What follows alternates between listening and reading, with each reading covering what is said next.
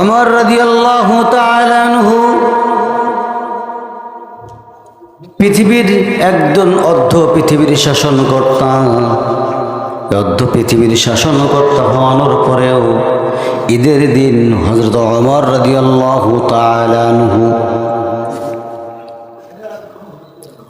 ঘরের মধ্যে বসে ডুকরে ডুকরে কান্নাকাটি করতেছেন। মাঠের মধ্যে যান না, ঈদের আয়োজন হয়ে গেছে, ঈদের নামাজ পড়ার জন্য যান নাই। একটা পর্যায়ে কিতাবের মধ্যে আসছে সাহাবা একরাম, সমস্ত সাহাবীগুলো মাঠের মধ্যে সবাই ওমরের জন্য, ইমামের জন্য অপেক্ষা করতেছেন, কিন্তু ওমর রাদিয়াল্লাহু তাআলা আনহু মাঠের মধ্যে নাই। মাঠের মধ্যে না থাকার কারণে চিন্তায় পড়ে গেলেন, আমিরুল মুমিনিন হযরত ওমর কেন এখনো আসতেছেন না। খোঁজ নিয়ে দেখা গেল ওমরের বাড়িতে কিছু সংখ্যক মুসলমান, কিছু সংখ্যক সাহাবী চলে আসলেন। আসানি আয়েশা সঙ্গে সঙ্গে দেখতেছেন হযরত ওমর রাদিয়াল্লাহু তাআলা আনহু হাউমাউ করে ডুকরে ডুকরে কান্নাকাটি করতেছে। জিজ্ঞাসা করা হলো, ওরে ভাই ওমর, আমিরুল মুমিনিন, আপনি কান্নাকাটি করতেছেন কেন ঈদের দিনের মধ্যে? আজকে তো খুশির দিন, আপনি কান্নাকাটি করেন কেন?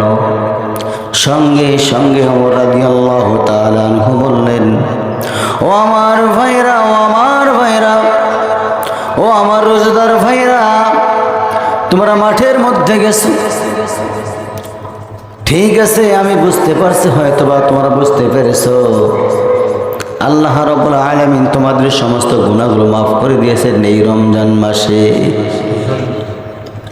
আমি ভাবতেছি এই রমজান মাসে এখন পর্যন্ত আমার কাছে কোনো সিগন্যাল আসে নাই, একটা সিগন্যালও আমার কাছে আসে নাই।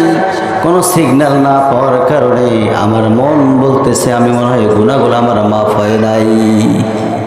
ও আমার ভাইরা, ও আমার সাথী ভাইরা, এই একটা মাস রোজা রাখলাম, গুনাহ মাফের আশায় রোজা রাখলাম, কিন্তু মহান রব্বে কারীম আমার এই গুনাহগুলো মাফ করেছেন কিনা আমার এই বিষয়টা মাথার মধ্যে আসতেছে না। এই জন্য আমি ডুকরে ডুকরে কান্দি। আমার ভাইরা, আমার বন্ধুগণ, আমার তাহলে সাহাবায়ে কেরাম যদি যে ওমরকে বিশ্বনবী মুহাম্মদ সাল্লাল্লাহু আলাইহি ওয়াসাল্লাম খেতাব দিয়েছেন, আমার পরে যদি কোনো নবী আসতো, কোনো রাসূল আসতো, লাউ কানা ওমর রাদিয়াল্লাহু তাআলা আনহু শাহাদাত আঙ্গুল দেখা দিচ্ছেন, লাউ কানা ওমর, আমার পরে যদি কোনো নবী আসতো ওমরও চলে আসতো। সেই ওমর ডুকরে ডুকরে কান্দে রে, এত পরিমাণ কান্দে, ঈদের দিন কান্দে। 30টা মাস রোজা রাখলাম, কিন্তু রোজা কবুল হলো কিনা আল্লাহর দরবারে, আমার গুনাহগুলো মাফ হলো কিনা এই চিন্তা করে আর কান্দে, ডুকরে ডুকরে কান্দে। আমার ভাইরা, আমার ভাইরা, আমার সাহাবায়ে কেরাম তাকে নিয়ে গেলেন মসজিদে, কি বলে, তাকে নিয়ে গেলেন মাঠের মধ্যে, ঈদগাহে নিয়ে গেলেন। ঈদগাহে যখন নিয়ে যাওয়া হলো, তিনি খুতবার মধ্যে আবার ডুকরে ডুকরে কান্নাকাটি শুরু করতেছে, বলতেছেন, ভাই রে, আজকে আমার হয়তো আমি 30টা রোজা পালন করলাম, ঠিক আছে, কিন্তু আমি বুঝতে পারতেছি না মহান রব্বে কারীম আমার গুনাহগুলো মাফ করলো কিনা। এই কথাটা খুতবার মধ্যে বলতেছেন। একটা পর্যায়ে সাহাবায়ে কেরাম বললেন, আমিরুল মুমিনিন, গুনার খবর তো কখনো বোঝা যায় না, কখনো বোঝা যায় না। সঙ্গে সঙ্গে ওমর রাদিয়াল্লাহু তাআলা আনহু বলতেছেন, গুনার খবর বোঝা যায় না, ঠিক আছে, আমার মন বলতেছে আমি মনে হয় মুনাফিক হয়ে গেছি রে। নামাজ শেষ করলেন, নামাজ শেষ করে দৌড়াচ্ছেন যার কাছে বিশ্বনবী মুহাম্মদ সাল্লাল্লাহু আলাইহি ওয়াসাল্লাম একজন সাহাবীর কাছে মুনাফিকের লিস্টটা রাখতেন। লিস্টটা যখন রাখতেন, ওমর রাদিয়াল্লাহু তাআলা আনহু দৌড়াচ্ছেন আর কান্নাকারি করতেছেন, না ফাঁকা আমার, না ফাঁকা আমার, আমি মনে হয় মুনাফিক হয়ে গেছি। এই কথা বলে যাচ্ছেন আর কান্নাকারি করতেছেন। যা বলতেছেন, ভাই হুযায়ফা, আপনার কাছে বিশ্ব নবী রাসূল করিম সাল্লাল্লাহু আলাইহি ওয়াসাল্লাম আপনার কাছে যে মুনাফিকের লিস্টটা দিয়েছেন, বাইরে করেন তো দেখি ওই মুনাফিকের খাতার মধ্যে আমার নামটা আছে নাকি রে। এই কথা বলতেছেন আর কান্নাকারি করতেছেন। হযরত হুযায়ফা বললেন, ভাই ওমর, আপনি কি বলেন এগুলো, কি বলেন এগুলো? কারণ যার শানে আল্লাহ তাআলা জান্নাতটা ওয়াজিব করে দিয়েছেন, আপনার এই খাতার মধ্যে মুনাফিকের লিস্ট থাকা দূরের কথা, পাপের কথাও বলা যাবে না। আলহামদুলিল্লাহিল আকরামিল্লাযী খালাকাল ইনসানা ওয়া কাররামা ওয়া আল্লামাহু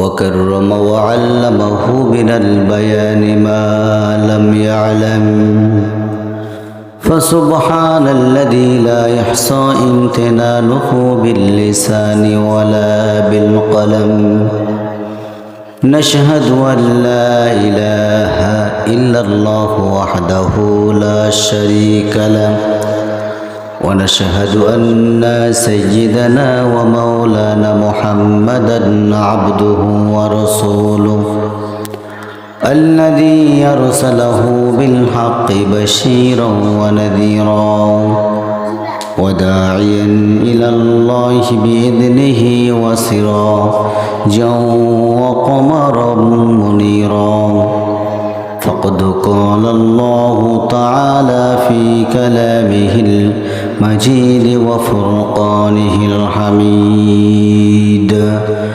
أعوذ بالله من الشيطان الرجيم بسم الله الرحمن الرحيم إن الله وملائكته يصلون على النبي يا أيها الذين آمنوا صلوا عليه وسلموا تسليما اللهم صل على محمد وعلى آل محمد كما صليت على إبراهيم وعلى آل إبراهيم إنك حميد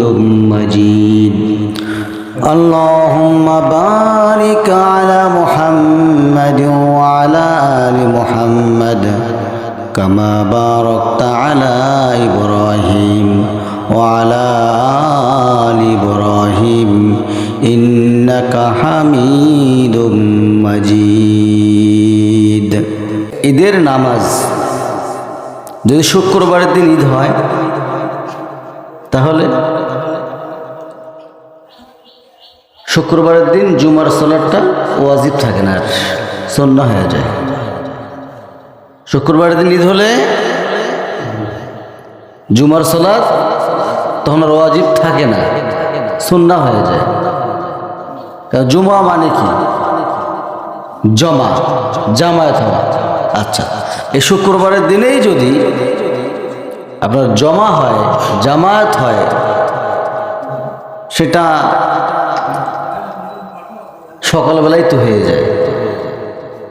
আপনার মসজিদে এখনো লোকজনে আসে নাই, কিন্তু সকাল কতগুলো হইতো বলেন তো?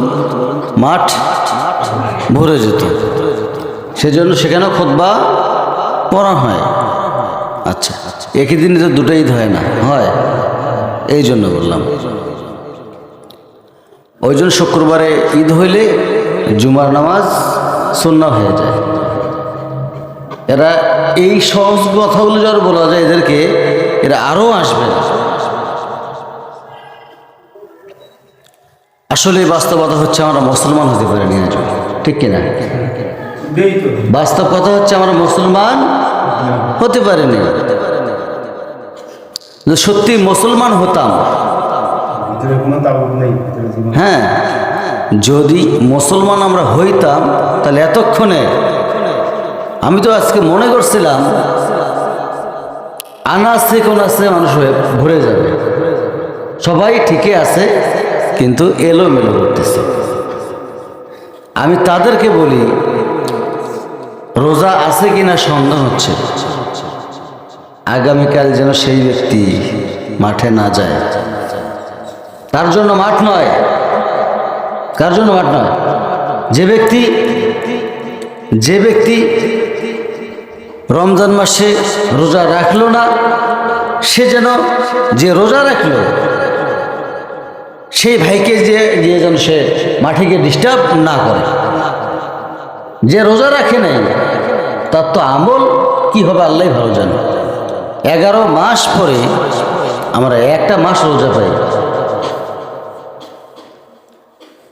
হযরত ওমর রাদিয়াল্লাহু তাআলা আনহুর কথা মনে পড়ে গেল। এরা আমার তারা কেমন মুসলমান ছিল দেখেন, তাদের ভিতরে কেমন তাকওয়া ছিল, এত পরিমাণ তাকওয়া ছিল তাদের ভিতরে। সেই তাকওয়ার বিষয়ে একটা দিন ওমর রাদিয়াল্লাহু তাআলা আনহুকে জিজ্ঞাসা করা হলো, ভাই ওমর, তাকওয়া কাকে বলে, আপনি তাকওয়া কিভাবে বোঝেন? সঙ্গে সঙ্গে ওমর রাদিয়াল্লাহু তাআলা আনহু বললেন, তাকওয়া হচ্ছে ভয়, আল্লাহর ভয়। আল্লাহর ভয় কেমন করে আমরা বুঝবো তাকওয়া এটাকে বলে? আমি যখন চলাফেরা করি সঙ্গে সঙ্গে আমার মাথার মধ্যে চিন্তা আসে। যখন আমি একটা করে কদম ফেলাই, কদম ফেলানোর সঙ্গে সঙ্গে আমার কাছে মনে হয় সামনে মনে হয় কতগুলো কাঁটাযুক্ত আছে, কাঁটা আছে।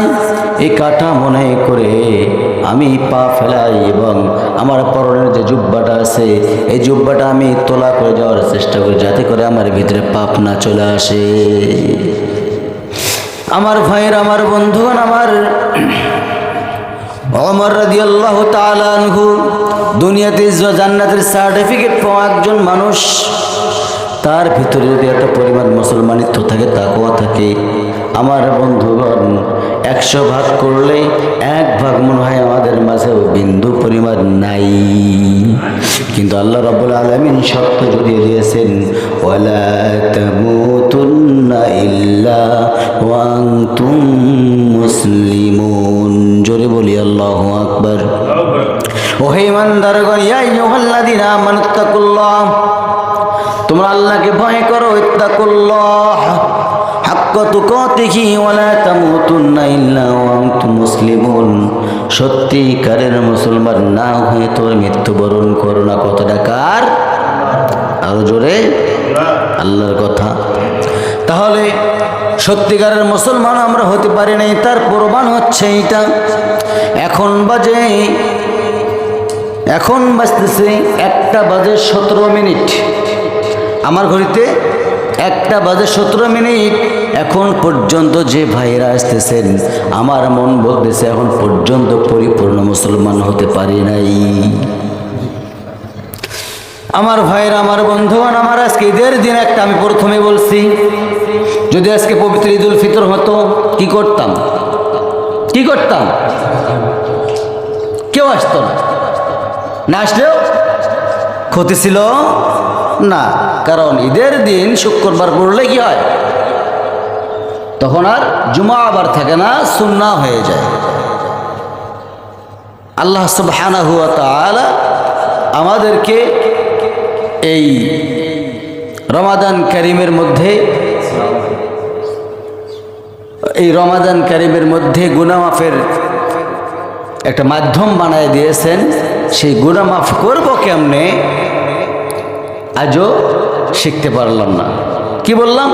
ওমর রাদিয়াল্লাহু তাআলা আনহুর মতো মানুষ যদি এই গুনাহ মাফের আশায় ঈদের দিন মাঠে না গিয়া ঘরের মধ্যে ডুকরে কান্নাকাটি করতে পারে, আমরা তো জান্নাত পার হয়ে গেছি, জাহান্নাম বাকি আছে।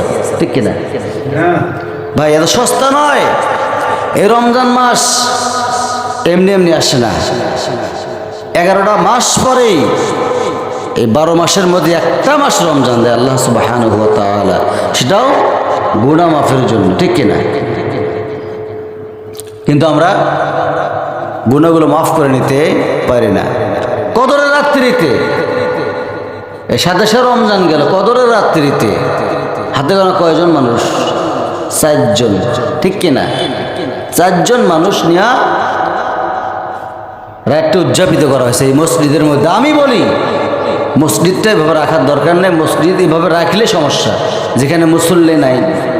অতএব এই মসজিদটাকে আমি বলতে যাচ্ছি আপনারা অক্তি মসজিদ বানায়া দেন, তাছাড়া উপায় তো নেই। আমি তো দেখতেছি বহুদিন ধরে আছি এখানে, অক্তি মসজিদের উপায় নেই। এই যে বাচ্চাগুলো ছিল সেদিন, বাচ্চাগুলো না থেকে তো আমার মোড়ই হারা যেত। আমার তো এনার্জি নষ্ট হয়ে গেছে, কথা বলবো কি? সেই দিন যদি আমি, আমাকে দাঁড়িয়ে করে 2টা মসজিদে রাখছিল, তো যাইতাম, সর্বনিম্ন হাতিয়ে দিত আমার 1 থেকে 1,500 টাকা দিত। আমি যাইনি কেন? আমার তো একটা আছে না আমার, এই জন্য আমি যাইনি। আইসা দেখে উল্টাটা, আমি মনে করছিলাম খাওয়া দাওয়া দিলে মনে হয় লোকজন হবে, দেখি এই জায়গার মানুষ এত খারাপ, আমি জানতাম না, না তো আমি আসতাম না, ভাই আয়োজনও করতাম না। যাই হোক, আমরা সত্যিকারের মুসলমান হব ইনশাআল্লাহ। তার কারণ সত্যিকারের মুসলমান না হলে আল্লাহ তাআলা জান্নাত দেবেন না, এবং ডান হাতে আমলনামা আল্লাহ তাআলা দেবেন না। ডান হাতে আমলনামা না দিলে জাহান্নাম ছাড়া কোনো উপায় আছে? আর যদি ডান হাতে আমলনামা দিয়ে দেয় তখন ইনশাআল্লাহ 100% জান্নাত অবধারিত। আমি সর্বপ্রেক্ষাপটে একটাই কথা বলবো, আপনি আমি সবাই সব সময়ের জন্য খুশি করার চেষ্টা করবো কাকে? আল্লাহকে।